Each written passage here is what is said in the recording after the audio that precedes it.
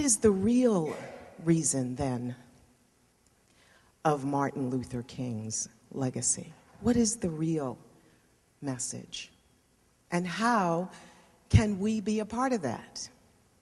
You know, there are some folks who say, now that the United States has elected an African American president, Barack Obama, that racism and bigotry and all those things, we're past that.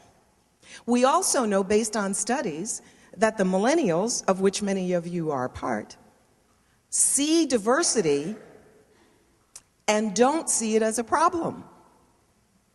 That's a good thing. But I'm not sure that because we happen to have a black president, because we happen to have African Americans and people of color and women in all walks of life, I'm not quite sure that Dr. King's legacy has been fully realized. In fact, Mr. Mandela happened to say this, and I want to make sure I get his quote exactly right. He said, "A nation should not be judged by how it treats its highest citizens, but rather how it treats its lowest citizens." Would you agree with me that we may still have a little work to do?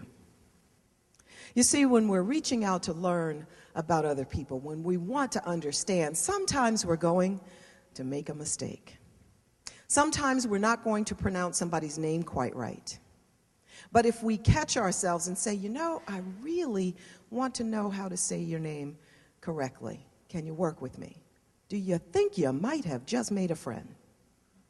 Because so many of us as Americans are lazy about other people's names. We give them nicknames when they haven't asked for it, if we can't say their name. How many teachers and educators send a negative message to their students because they either don't call on them because they can't say their name, or they give them a nickname or say their name wrong? It's not intentional, but diversity is not about intention, it's about the result.